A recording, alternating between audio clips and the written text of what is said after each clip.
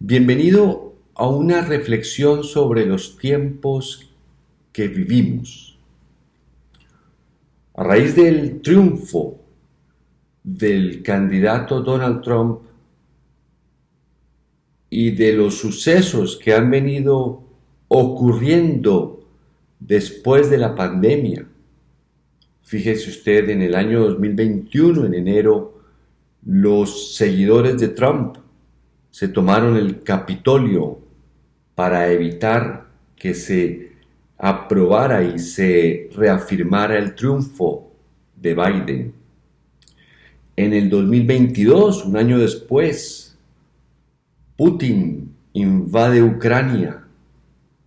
En el año 2023, Hamas, el grupo terrorista, ataca a Israel y Netanyahu no ha parado de vengarse.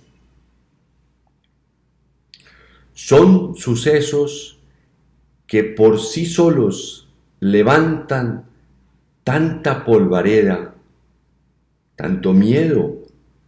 Fíjese usted que ahora Biden ha autorizado a Ucrania a utilizar misiles para lanzarlos en suelo ruso. Netanyahu quiere seguir por el Líbano y quién sabe hasta dónde. Donald Trump ha dicho que va a sacar, él dice en 24 horas, pero se va a dedicar a eso, a sacar inmigrantes ilegales. Va a bajar los impuestos a los grandes capitales. Va a ir en contra de todas las normas medioambientales. Quiere además desregular muchas industrias. Y por encima de todo, elevar mucho los aranceles para impedir que productos chinos y europeos y de otros países lleguen a Estados Unidos. America First, ha dicho claramente. Este panorama que ha venido armándose después de la pandemia despierta, como digo, naturalmente muchos temores en diferentes partes del mundo. Hoy quiero añadir un ángulo a esta reflexión que no lo he escuchado en los medios de comunicación o en algunos análisis o algunos artículos de revistas. No leo todos, por supuesto, pero no lo he visto y usted me ayudará a encontrar si de pronto no lo he visto todavía. Pienso que los que están muy atemorizados hoy, los que tienen susto, los que están o sienten que realmente no solo su trabajo, sino su esencia, su discurso general está en peligro, son los políticos. Sí, así, los seres que han heredado del pasado, de los anteriores líderes, un discurso democrático. Aquel discurso que periódicamente lanza a estas personas a unas campañas electorales en diferentes partes del mundo a prometer beneficios a los pueblos, a los pobres, a los que más necesitan.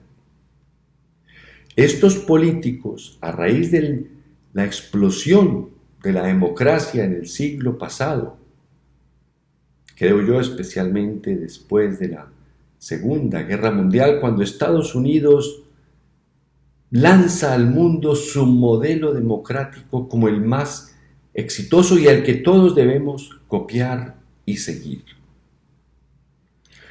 Todos los países y Estados Unidos condiciona sus relaciones comerciales, diplomáticas, etcétera, a que los países copien su modelo, tengan 2 o más partidos, periódicamente haya unas elecciones, al mismo tiempo haya unas otras elecciones para elegir los congresistas o diputados o los que se encargan de hacer las leyes y que haya un organismo de justicia, todos supuestamente independientes. Esos políticos que no pasaron de ser en la mayoría de los casos personas sumisas a Estados Unidos, especialmente en América Latina, incluyendo México, a pesar de su rebeldía abierta a Estados Unidos. Fueron personas que aprobaron y se sumaron y se sometieron a ese juego democrático, a esas elecciones, y se sumieron en el lodo, en el lodazal de la corrupción. En todo sistema hay corrupción, sin duda. Pero es que la democracia creó una corrupción que debe ser acelerada. Si un presidente va a ser, supongamos, por 10 años mandatario, pues la corrupción la diluye en 10 años y de alguna manera es un poco lenta. Pero cuando un presidente lo es por 4 años, los congresistas lo son por 4 años, los jueces, la justicia, está sometida a que los políticos se relacionen con ella o con ellos. La corrupción es muy acelerada, muy profunda. Incluso, fíjese usted, el socialismo en su versión marxista y leninista tuvo su oportunidad en la Unión Soviética. Y la corrupción la carcomió, la hundió, la destruyó.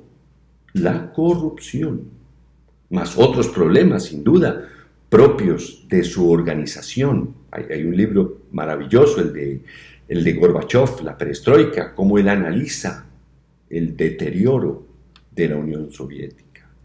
Europa tuvo su oportunidad después de la Segunda Guerra Mundial con la creación impulsada por el socialismo del Estado benefactor y se quedó en el dar beneficios, subsidios. Descuidó la educación del ser humano para que sea una persona con dignidad, que prospere y no estar pendiente de los beneficios que le da el Estado. Ya tuvo su oportunidad Europa, la desperdició. Se quedaron en esa exclusiva versión del socialismo que es el Estado benefactor, o le llamamos la seguridad social o el welfare state. Estados Unidos la desaprovechó también. Después de Franklin Delano Roosevelt, que se creó el New Deal, y el Estado que creó una gran fuerza educativa, técnica, a través de los impuestos altísimos que cobraba a las personas que tenían más capacidad de pagar. Creció, hicieron carreteras, se fundaron universidades o se fortalecieron universidades que aún todavía son ejemplo en todo el mundo. La desperdició cuando llegó un candidato del corte de Donald Trump, Ronald Reagan. le quitó los impuestos a las personas que se fascinan acumulando riqueza, creó el mito del comunismo y los hundió a los americanos, a los estadounidenses, en una mentalidad bipolar, binaria. Él mismo decía que el imperio del mal era la Unión Soviética. Y además le quitó los recursos a la educación. Los hundió. Llevan más de 40 años los Estados Unidos en un descenso en su formación, en su educación básica de los jóvenes. Por eso usted los ve prácticamente transformados, fanatizados, escuchando a Donald Trump, prometiéndoles que va a ser un país en el que esos que lo aplauden van a ser como él, millonarios. Los políticos desaprovecharon esta oportunidad de los últimos 50 años, o digamos desde la Segunda Guerra Mundial, y no supieron, no pudieron, no tuvieron la inteligencia, no tuvieron los valores especialmente, los principios. La democracia para ellos fue solamente un juego de mentir para obtener votos y después asociarse con los poseedores del capital para tratar de mantenerse en el poder. Pues esos que poseen el capital, los recursos, el dinero, los bienes, se hartaron de ellos. Mire usted a Elon Musk, prácticamente hermanado con Donald Trump. Él no se hubiera unido con ningún político convencional como los conocemos. Esos políticos son los que están siendo derrotados en todo el mundo. Los pueblos se hartaron de ellos, pero ellos no tenían el poder para sacarlos.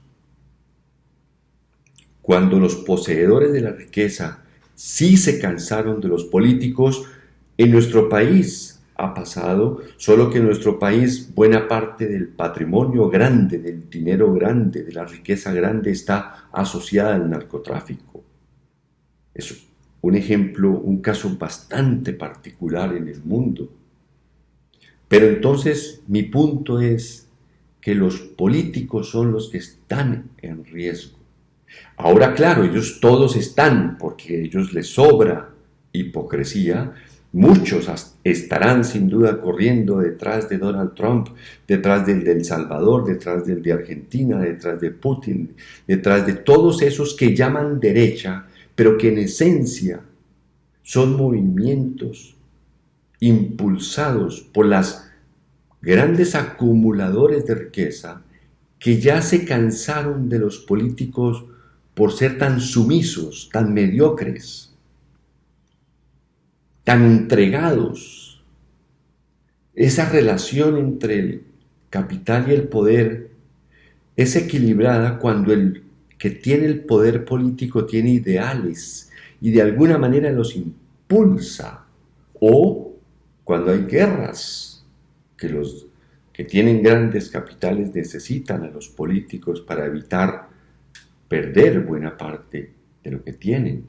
Pero en los tiempos actuales, en los que figuras como Putin, Netanyahu, Trump y todos sus otros aduladores e imitadores triunfan, el político convencional es el que está en peligro, y ahora los vamos a ver tratando de convertirse todos ellos en algo parecido a estos tres grandes criminales: Donald Trump, Putin y Netanyahu.